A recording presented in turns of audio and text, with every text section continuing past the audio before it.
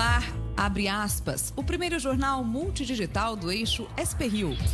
Abre aspas.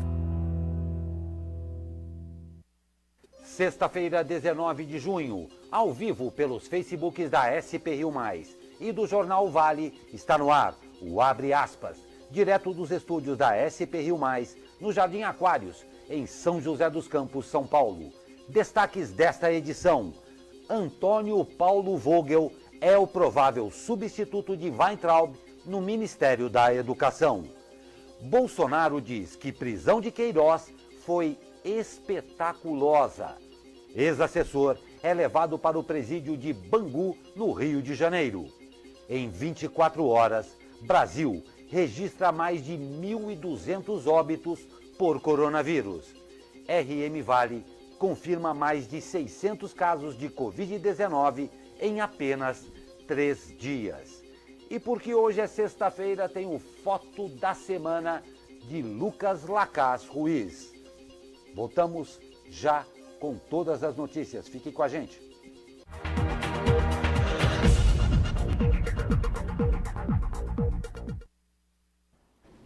9h40, voltamos ao vivo nesta sexta-feira, 19 de junho, com o Abre Aspas. Comigo, o jornalista Douglas Cruz. Muito bom dia, Douglas. Muito bom dia, Glauco. Vamos para mais uma sexta-feira aí animada de Abre Aspas, né? Exatamente. Sempre ressaltando que a gente está ao vivo e a sua participação é sempre bem-vinda. Então comentem e interajam aqui conosco, como já fez a Jaque Rodrigues, a Eugênia Minicucci, o Valderi Teixeira e a Eulália Ferreira, que mandaram um bom dia e feliz sexta-feira pra gente. Ótima sexta-feira aí pra vocês também.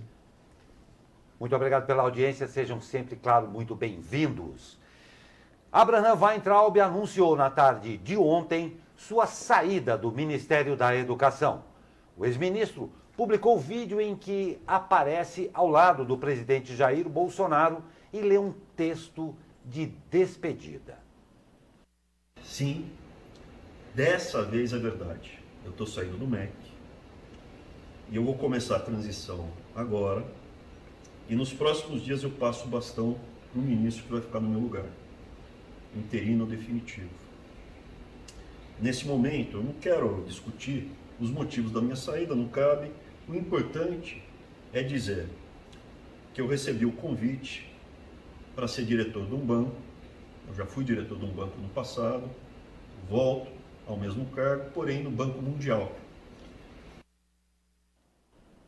No início da noite, o Ministério da Economia divulgou nota informando que o governo oficializou a indicação de Weintraub para o cargo de diretor executivo do grupo de países liderados pelo Brasil no Banco Mundial, que inclui Colômbia, Equador, Trinidad e Tobago, Filipinas, Suriname, Haiti, República Dominicana e Panamá.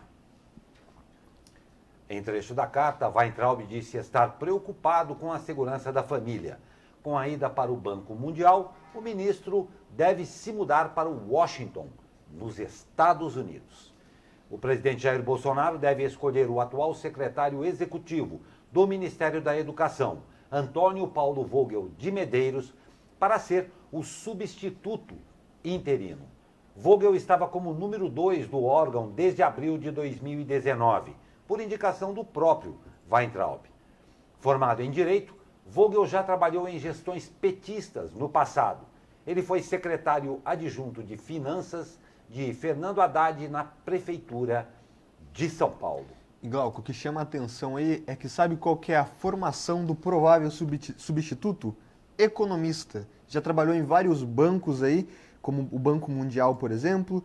Enfim, teremos aí provavelmente mais um economista à frente da pasta da educação. A gente sabe que todo secretário, obviamente, tem que ter um comando da pasta, incluindo a economia, que a gente sabe que o Ministério da Educação tem uma grande parte, usa uma grande parte do PIB brasileiro e essa grande receita muitas vezes não chega na ponta do lápis lá na escola, né? Mas o que chama a atenção, mais uma vez, é mais um economista na frente do Ministério da Educação. Pois é, Douglas, eu acho que como todos ou a grande maioria dos brasileiros, só sei que nada sei. E o presidente Jair Bolsonaro deve nomear hoje o ator Mário Frias para a Secretaria de Cultura, no lugar de Regina Duarte. Ela exerceu a função de secretária especial de Cultura por pouco mais de 2 meses.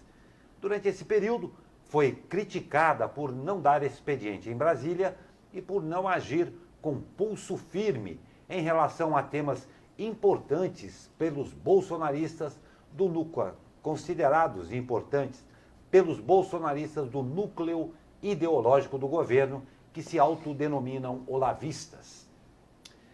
E em transmissão ao vivo em uma rede social na noite de ontem, o presidente Jair Bolsonaro afirmou que Fabrício Queiroz não estava foragido e que a prisão dele foi espetaculosa. A questão da operação de hoje sobre a prisão do Queiroz. Deixo bem claro, não sou advogado do Queiroz e não estou envolvido nesse processo.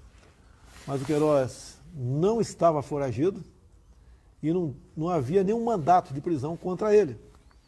Né? E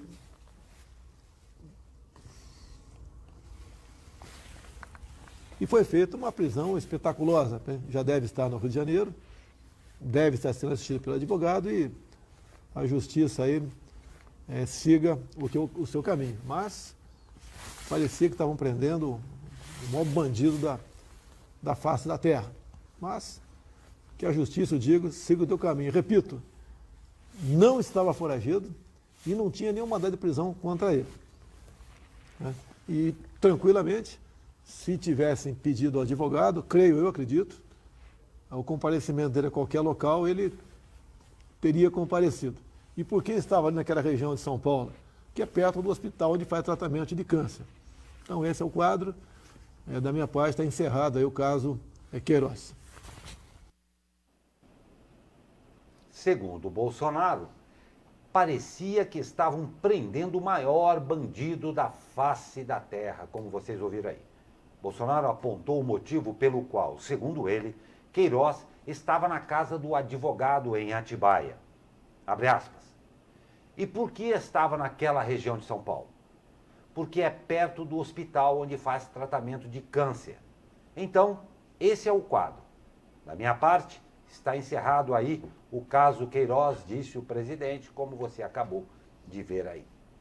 A cidade de Atibaia fica a quase 90 quilômetros do Hospital Albert Einstein, na zona sul de São Paulo, onde Queiroz fazia tratamento. Queiroz foi levado para o presídio Pedrolino Werling de Oliveira, em Bangu, na zona oeste do Rio de Janeiro. Por questões de segurança e por conta da pandemia, o ex-assessor cumprirá um período de isolamento social durante 14 dias no presídio. Pois é, Glauco, a gente está vendo as imagens aí da prisão do Queiroz, né, imagens divulgadas pelo GAECO, mas o que chama atenção, Glauco, é que a mudança do discurso aí dos postulantes, inclusive da família Bolsonaro, é muito grande, né? Com outras prisões que eram feitas com alguns traços aí de ilegalidade, o discurso era diferente, que tem que se prender, tem que se investigar. Quando você prende uma pessoa ligado à família Bolsonaro, o discurso muda, é um discurso de defesa, enfim. Inclusive, Flávio Bolsonaro acompanhou aí o Fabrício Queiroz, perdão, lá na ida até a prisão no Rio de Janeiro. Enfim, a prisão de Queiroz faz parte de uma ação conjunta entre o Ministério Público do Rio de Janeiro e o Ministério Público de São Paulo por meio do Grupo de Atuação Especial, aí, o GAECO. Isso chama atenção também, né, que essa investigação está sendo conduzida pelos estados, o que dá a entender ser uma clara retaliação a algumas ações do presidente. A gente sempre ressalta, a polícia tem sim suas investigações, investigadores sérios, mas tanto do governo federal quanto do governo estadual parece ter um uso político da polícia, né? Tem a menor dúvida. Nós estamos vendo o primeiro capítulo de um caso que inquestionavelmente terá desdobramentos imensos em toda a rede do poder no Brasil, o constituído e a oposição. Isso é só o primeiro capítulo. Temos que acompanhar mas de muito perto e esperar que se faça a justiça democraticamente. Douglas. E Glauco, eu vou ler o pessoal aqui que a Ana Souza até já me cobrou, falou, Douglas, estou aqui. Então, ótimo dia aí, Ana Souza, que está comentando ativamente aqui na nossa live, assim como colocou a Patrícia Souza. Muitos comentários aqui na live do Jornal Abre Aspas, na SP Rio e na página do Jornal O Vale também. Muito obrigado por participarem. Muito obrigado pela sua participação, claro, e olha, e tenham participação ativa aqui. É claro, até conversando com o Douglas outro dia, é claro que não dá para a gente ler todos os comentários em função até do nosso próprio tempo aqui. Mas é um prazer e a gente procura, na medida do possível, passar a vocês aí o que é comentado, tá bom? E o Supremo Tribunal Federal decidiu nesta quinta-feira, por 10 votos a 1, pelo prosseguimento do chamado inquérito das fake news, aberto no ano passado por iniciativa do próprio tribunal, a fim de apurar a disseminação de informações falsas e ameaças a ministros. O tribunal analisou uma ação que contesta a legalidade da investigação, apresentada em 2019 pelo partido Rede Sustentabilidade. Há 3 semanas, o próprio partido apontou uma escalada da difusão de fake news e pediu a extinção da ação. Foi no âmbito desse inquérito que o ministro Alexandre de Moraes autorizou uma operação em maio deste ano de busca e apreensão contra empresários e blogueiros ligados ao presidente Jair Bolsonaro. Pois é, chama atenção nesse inquérito, Glauco. O nível das ameaças, como a gente já disse ontem, o inquérito então está aprovado, vai ter investigação, mas um dos ministros leu ameaças que foram feitas à sua família aí, ameaças planejadas com roteiros, inclusive da casa, de voos de um dos ministros, o que ressalta que não eram apenas fake news, tinha sim planos para se matar, inclusive estuprar a filha do ministro, o que é um absurdo. Mas também a gente não pode generalizar. Esse inquérito também, na minha opinião, tem uma parte aí um pouco de censura, inclusive com a censura da reportagem da Cruzoé, que falava aí um pouco mal dos ministros. Então, a gente nunca pode generalizar o contexto inteiro, né? Não tem a menor dúvida, você falou muito bem. Agora, é impressionante o momento em que nós estamos vivendo no Brasil. Nós não falamos ainda da pandemia, mas dentro da pandemia, o que se desenvolve no planeta Brasil é de uma grandeza e às vezes de uma estupidez que nos deixa inibidos até em comentar. É impressionante a desconexão que existe dentro do nosso poder constituído com a realidade que se apresenta dentro do nosso país hoje. Nós estamos indo aí para metade de um governo que ainda não conseguiu governar. Nós ainda estamos vendo uma série de intrigas palacianas dominando a cena de um país que está esfacelado, não só pela pandemia, mas pela consequência que virá ainda este ano. Uma tristeza, o espetáculo Brasil. E falando de pandemia, o Brasil teve 1.238 novas mortes registradas em função da Covid-19, aí registradas, né, nas últimas 24 horas, de acordo com a atualização do Ministério da Saúde. Com esses acréscimos às estatísticas, o país chegou a 47.748 óbitos em função da pandemia do novo coronavírus.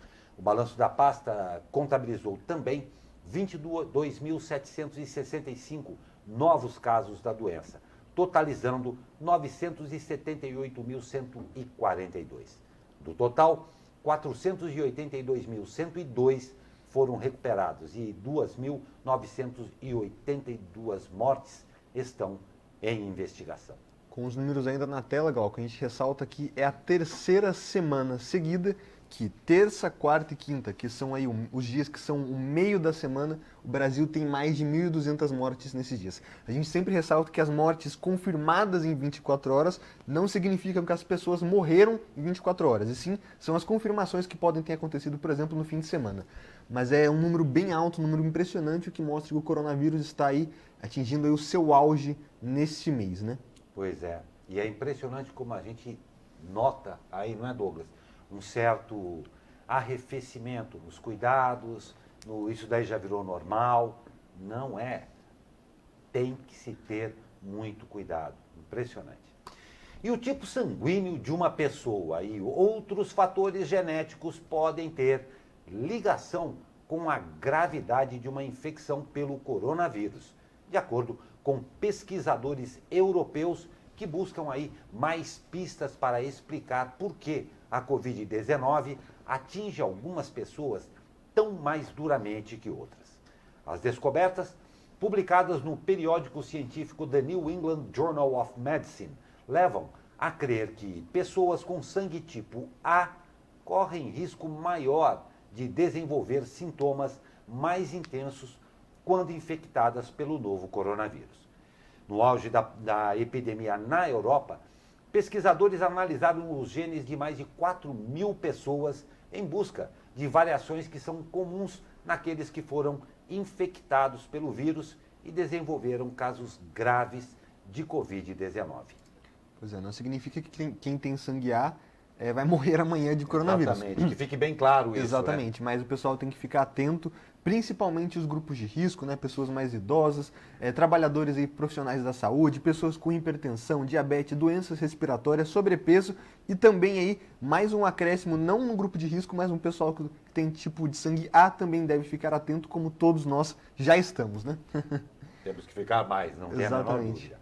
E olha, atenção, os trabalhadores que têm direito ao auxílio emergencial de R$ 600 e ainda não fizeram o pedido do benefício no site ou aplicativo da Caixa têm até o dia 2 de julho para fazer a solicitação. A informação foi confirmada pelo presidente da Caixa, Pedro Guimarães. Fica aí uma dica que é importante para todo mundo. Exatamente, até 2 de julho aí para você fazer o seu pedido. Inclusive, para quem está com o pedido em análise ainda, a gente sempre ressalta que a informação da Caixa é atualizar o aplicativo, ver se nenhum dado está incorreto, enfim. Até 2 de julho, depois que passar já era, né? Depois que passar já era, Igual, exatamente. a Neuza Lino comentou aqui, bom dia, e a Ana Souza também comentou aqui do caso Queiroz com a família Bolsonaro, né? Que eles querem diferença de tratamento, tá aí a opinião da nossa internauta. Muito obrigado por participarem aqui ativamente do nosso jornal. Não tem dúvida, rápido intervalo e já voltamos com mais notícias para você. Fique com a gente.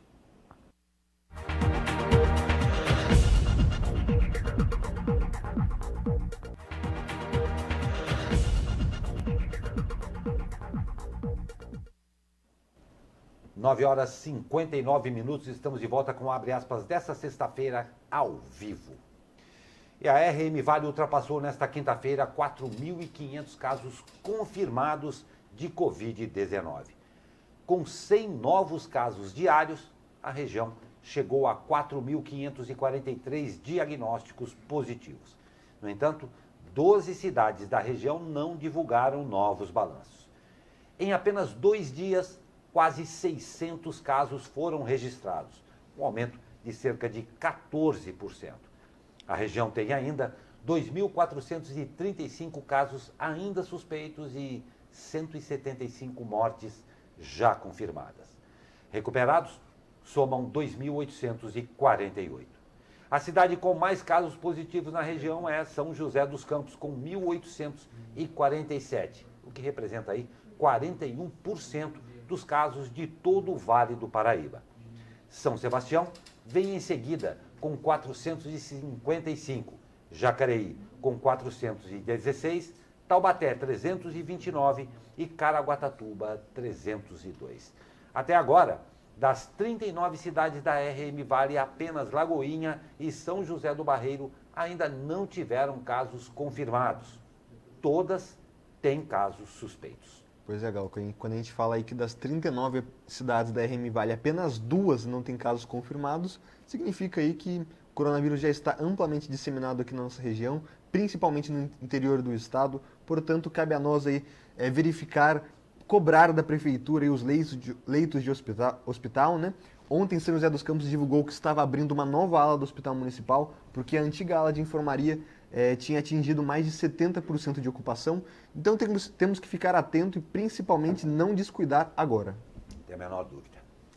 E olha só, Jacareí, a terceira cidade com mais casos, liberou o funcionamento do comércio em geral e do shopping center aos sábados. O decreto publicado ontem pela prefeitura continua limitando o período de funcionamento a 4 horas diárias seguidas e já está em vigor. No texto, a Prefeitura diz ter tomado a decisão levando em conta o decreto do governo do Estado de São Paulo, solicitações da Associação Comercial e Industrial de Jacareí e do Jacareí Shopping Center. Com a mudança, concessionárias, comércios, serviços e centros comerciais passam a funcionar das 10 às 14 horas aos sábados. No caso do shopping, o horário de abertura é das 16 às 20 horas de segunda a sábado. Pois é, apenas 4 horas para quem precisa fazer compras, não é para passear. A gente sempre ressalta isso, né, Glauco? Tá difícil de fazer a diferença, Exatamente. a diferenciação aí, Douglas, é verdade mesmo. Pois é, e a Embraer anunciou ontem que os funcionários que estavam em layoff desde abril voltarão ao trabalho com salário e jornadas integrais a partir de segunda-feira. A medida vale para todos os funcionários que entraram neste sistema de trabalho em 22 de abril. Aqueles que precisarem trabalhar nas fábricas ou centros de serviço deverão seguir protocolos que foram implantados, como aí o uso obrigatório de máscara, medição diária de temperatura, distanciamento, higienização recorrente das mãos e ferramentas. A retomada não inclui os trabalhadores que entraram em layoff neste mês. Estes têm outro acordo aí sendo amarrado. Funcionários que fazem parte do grupo de risco e não puderem ficar em trabalho remoto terão férias coletivas por 15 dias a partir do dia 22 de junho. E depois disso, se necessário, ficarão em licença remunerada até novas orientações. O grupo de aprendizes como Senai, CIEE, Fundas e Creche Feliz permanecerá em layoff. Os estagiários continuarão trabalhando em home office até que novas medidas sejam adotadas. O Sindicato dos Metalúrgicos de São José dos Campos contesta a decisão e ameaça a greve, alegando que quase 5.000 funcionários serão expostos à doença. Uma assembleia deve ser realizada na segunda-feira. A Embraer nega o número citado pelo sindicato. Segundo a fabricante, 2/3 dos 10.000 funcionários das fábricas de São José e Taubaté atuarão de forma remota. Pois é, Glauco, a gente tem aí um dos braços maiores da indústria em São José dos Campos, a Embraer, tendo essa retomada aí parcial das atividades. Agora vale ressaltar como é que vai ser isso aí na segunda-feira, né? Essa assembleia do sindicato com os trabalhadores. E o que a gente espera amplamente é que todos os funcionários voltem ao trabalho com condições de saúde para a gente ter essa retomada econômica. A Embraer, ela fez um empréstimo, como a gente anunciou na semana passada, né? De cerca de 600 milhões de dólares, com o dólar aí a 5,30 para aproximadamente 3,2 bilhões de reais, um dinheiro exorbitante, porque o setor de aviação teve retração aí de quase 90%, e no caso da Embraer, isso foi ampliado porque a Embraer teve aquela perca de contrato com a Boeing, né, que previa comprar cerca de 80% do setor comercial. Então vamos ver aí, acompanhar nos próximos meses, como será essa retomada econômica da Embraer. Pois é, e claro, com a nossa extrema torcida e sempre. Uma única observação: a contestação deve ser baseada em fatos e fatos podem ser verificados. Não vai aqui nenhuma censura ao sindicato, mas toda vez que contesta, já ameaça uma greve, é complicado, é muito complicado. Contestação há de se ter fatos que possam ser verificados e aí sim haver uma conversação. Qualquer discussão que começa com uma ameaça, eu acho que não é produtivo para nenhuma das partes. Fica aqui, não é nenhuma censura ao sindicato. É só uma opinião pessoal. E Glauco, colocando aí a mais na notícia, né? O sindicato é a espera que a Embraer deixe os trabalhadores em trabalho remoto até o fim do ano. A Embraer disse que não é possível porque a retomada da produção tem que ser feita na fábrica e disse que vai tomar aí todas as medidas de segurança. Enfim, demos os dois lados da notícia, o sindicato cobra, então, essa medida. Vamos ver como é que vai ser feito isso na Assembleia de segunda-feira, onde terá uma votação entre o sindicato e os trabalhadores. Perfeito, é isso aí. E olha, uma triste notícia para a nossa região. A Justiça decretou a falência da Daruma, em Taubaté. A empresa atuava há cerca de 50 anos no ramo da tecnologia. A Daruma estava em recuperação judicial desde 2017. E segundo documentos entregues à Justiça, a empresa acumulava dívida de cerca de 76 milhões de reais. Ainda segundo a Justiça, a medida foi tomada após pedido da própria empresa, que alegou que, com a pandemia e a perda de contratos importantes para a suficiência financeira, não teria como arcar com o plano de pagamento das dívidas.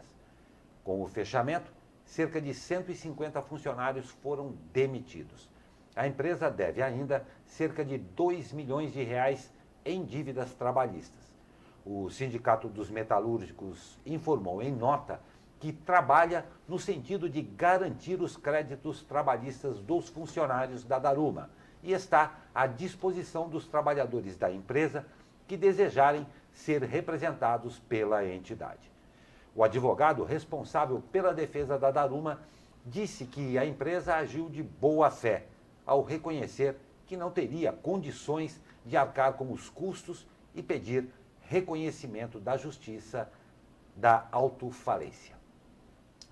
O pagamento das dívidas será gerido por um administrador da massa falida.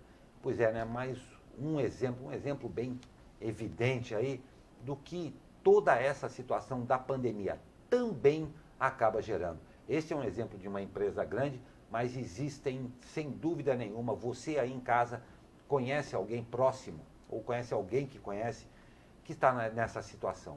Pequenas empresas, médias empresas, algumas não vão se recuperar desse período de pandemia. E é triste a gente ver, por certas vezes, aí até um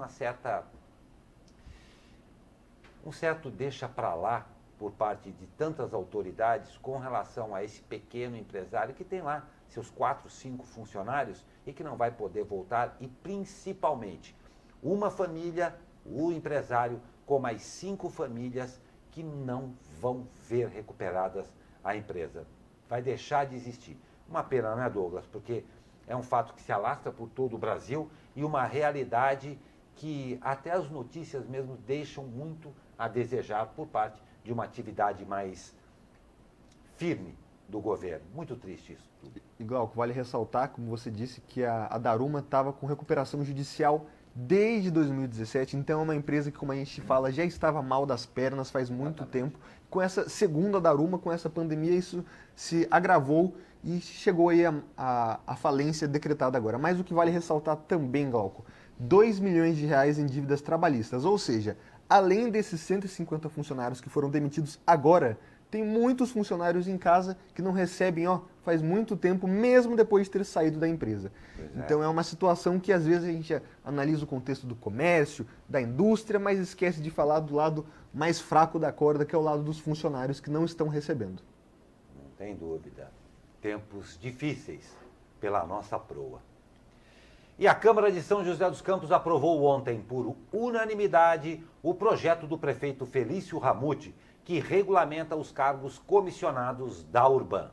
A bancada do PT chegou a apresentar uma emenda para exigir que os cargos só pudessem ser ocupados por pessoas com nível superior. Mas essa emenda acabou rejeitada. O texto prevê redução pela metade do número máximo de cargos de livre nomeação, passando de 10% para 5%. Na prática, não haverá mudança, já que os cargos comissionados preenchidos hoje representam apenas 2,4% do total de cargos efetivos.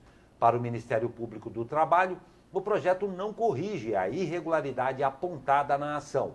O órgão chegou a apontar que o texto tem atribuições muito genéricas, mas a Justiça do Trabalho aceitou a versão de redação proposta pela Prefeitura.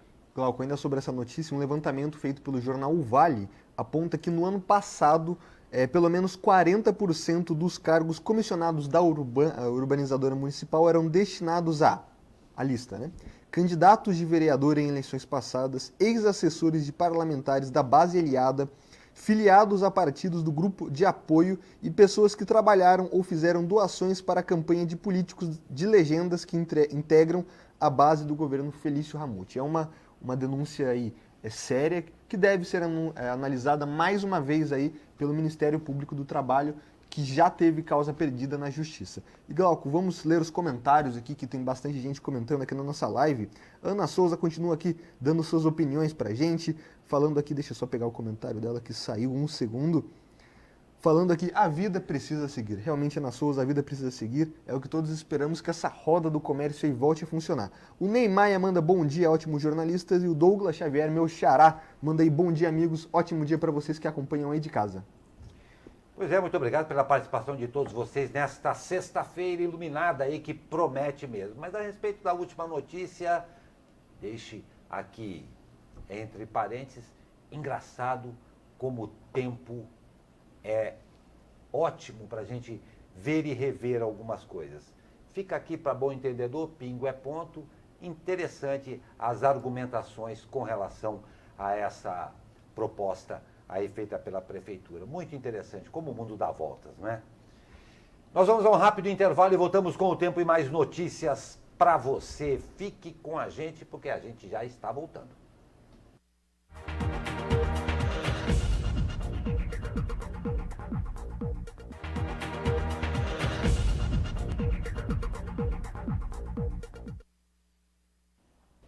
Dez horas 16 minutos, estamos de volta com o abre aspas desta iluminada e ensolarada sexta-feira. E por falar em tempos, vamos saber com ele como é que fica para hoje, para esse final de semana. Fala, meu amigo Caio Souza, muito bom dia.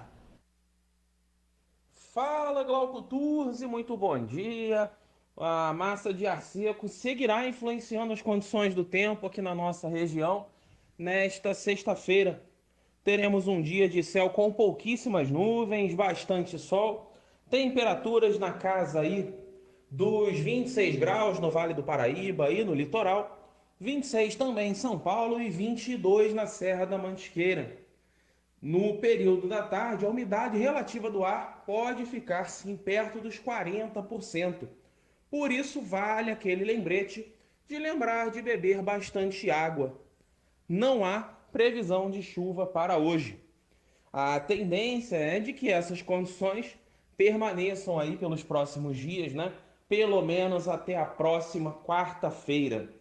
Caio Souza, direto da sala de operações do Tempo Vale, para o jornal Abre Aspas. Ô Caio, beleza, então parece que bons tempos pela proa aí, final de semana tranquilo e quente. Parece que o inverno, esse ano, inclusive, Douglas, já ouviu alguns comentários que vai ser bem ameno aí o invernão esse ano. Para quem gosta daquele inverno, para usar todas aquelas roupas que você só usa por poucos períodos no ano, parece que esse ano vai ser mais ameno aí, né? Exatamente. Notícia ruim para quem gosta do frio, né? Mas notícia excelente para a gente enfrentar essa pandemia do coronavírus, porque o frio e o tempo seco aí, infelizmente, favorecem doenças respiratórias. Então, notícia boa aí para o enfrentamento do coronavírus. Não tem dúvida e esperamos todos que seja uma péssima notícia para o vírus. É isso aí. Muito obrigado, Caio Souza. Um grande abraço a você, ótimo final de semana a você e todos aí do Tempo Vale.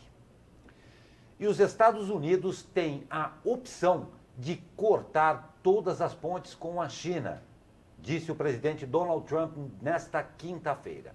Trump fez referência às declarações de seu representante comercial Robert Lighthizer, que lidera as negociações comerciais com Pequim.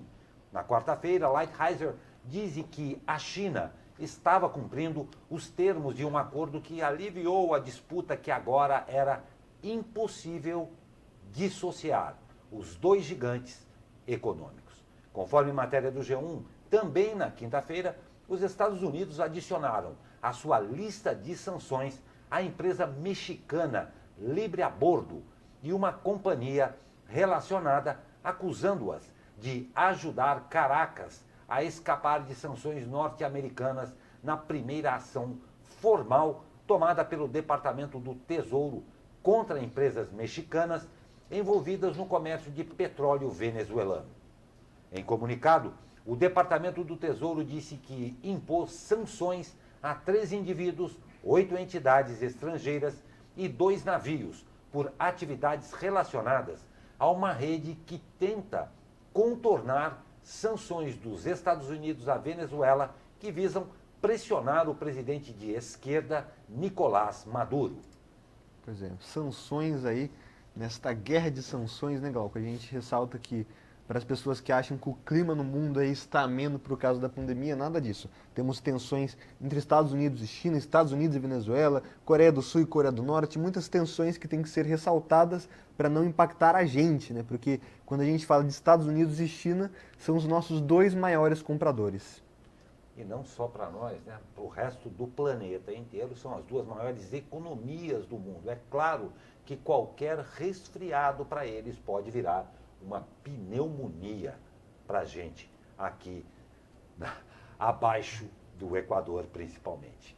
Mas vamos de esporte, porque nesta quinta-feira o presidente Jair Bolsonaro publicou medida provisória que altera o modelo de negociação dos direitos de transmissão das partidas disputadas no Brasil. O novo texto garante uma maior autonomia aos clubes mandantes, que agora detêm o direito de arena sobre o jogo. Isso significa que as equipes mandantes terão a prerrogativa de negociarem os direitos de transmissão das partidas, independentemente do outro time envolvido no confronto. Antes, o jogo apenas poderia ser transmitido caso as 2 agremiações tivessem um acordo com a emissora. A medida provisória poderá trazer novidades em relação à comercialização dos direitos de transmissão, além de possibilitar a ampliação da concorrência no mercado, visto que haverá aí uma independência do time mandante. O texto assinado por Bolsonaro permite que novos modelos sejam discutidos, como a transmissão via canais oficiais de cada um dos clubes. Interessante isso, não é, Douglas? Exatamente. A próxima notícia também está relacionada. A maior emissora do país tem a maioria dos direitos de transmissão, que é a Rede Globo.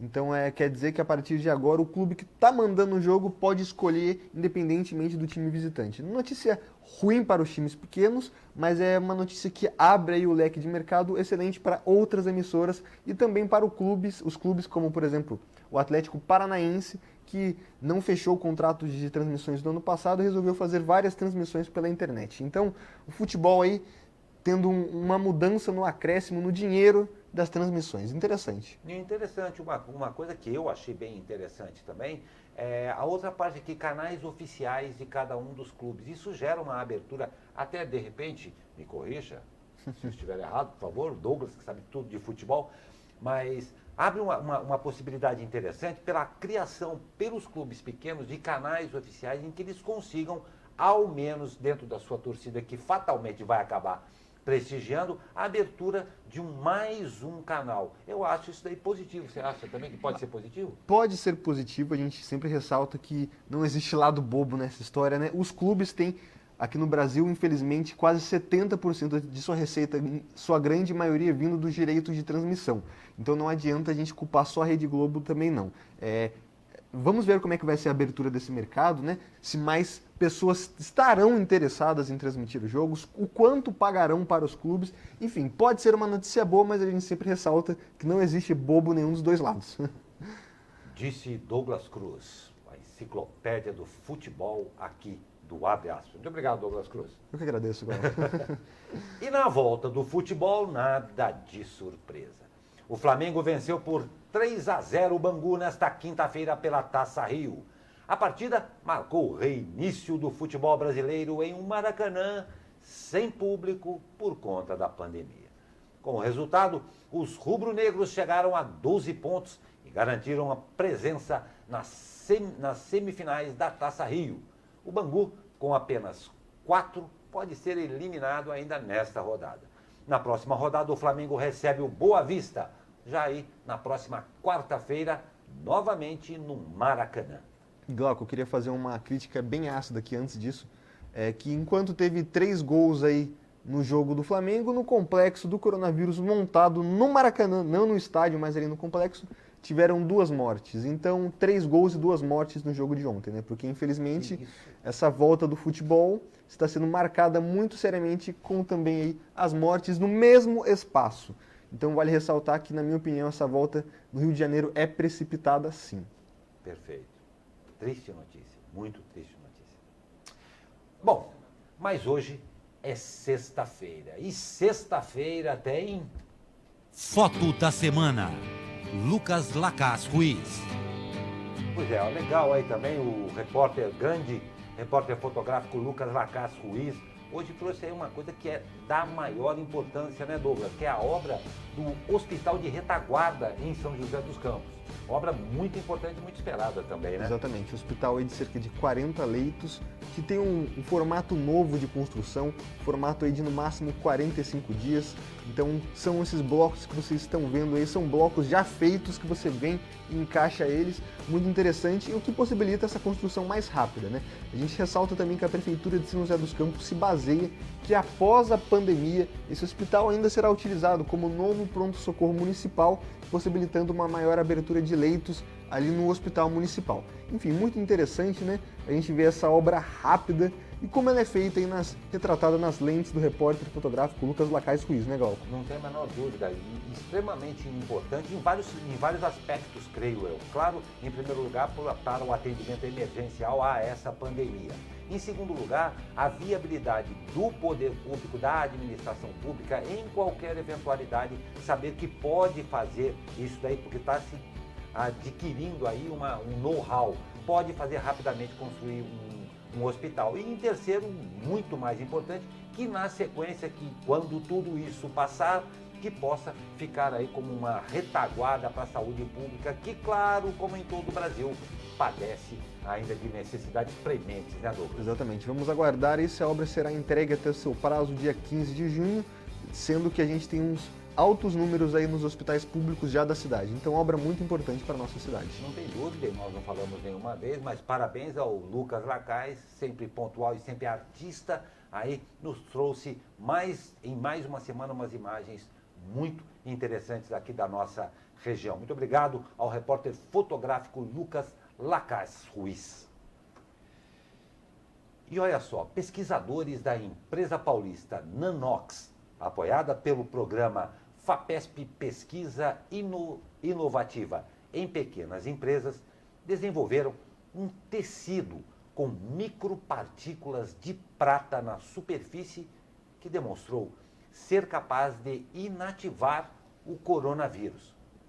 O desenvolvimento do material teve a colaboração de pesquisadores do Instituto de Ciências Biomédicas da USP, da Universidade Jaume I da Espanha e do Centro de Desenvolvimento de Materiais Funcionais apoiados pela FAPESP.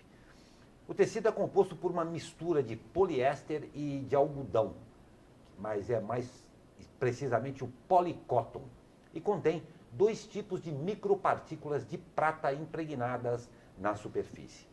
Os resultados das análises por quantificação do material genético viral por PCR indicaram que as amostras de tecido com diferentes micropartículas de prata incorporadas inativaram 99,9% das cópias do novo coronavírus presente nas células após 2 e 5 minutos de contato. Além de testes para a avaliação da atividade antiviral, antimicrobiana e fungicida, o material também passou por ensaios para avaliação do potencial alérgico, fotoirritante e fotossensível para eliminar o risco de causar problemas dermatológicos. Pois é, o Douglas, como a gente sempre gosta de dizer, vendo o lado cheio do copo, Sim. É bonito, e a gente tem noticiado sempre aqui como os institutos de pesquisa, com todo respeito a todos, mas particularmente este poderoso da USP aí, está participando ativamente e trazer mais essa notícia, com mais esta pesquisa sendo realizada junto com a Nanox aí, é de nos causar muito orgulho também, não é, Douglas? Exatamente, a gente sempre, para quem ouviu a notícia, que parece um pouco complicada, mas basicamente a USP e essa empresa desenvolveram um tecido que, em contato aqui com a pele humana, de 2 a 5 minutos, pode retirar o vírus. Não significa que está te curando, mas, por exemplo, uma mão que está contaminada, se você ficar com a mão ali no tecido, pode eliminar o vírus da mão, o que é importante para a descontaminação. Então, estão de parabéns os pesquisadores da USP, da Nanox, e não se assuste quando a gente falar nanopartícula de prata, viu? A prata, para quem não sabe, é muito usada no combate aos vírus em diversos segmentos. Então, a pesquisa brasileira, mais uma vez, sendo referência no combate ao coronavírus. Não tem a menor dúvida, nossos parabéns e profundas esperanças em todos esses pesquisadores que agora, lá, também correndo riscos altos, estão trabalhando duro para trazer de verdade benefícios a uma população já tão assustada.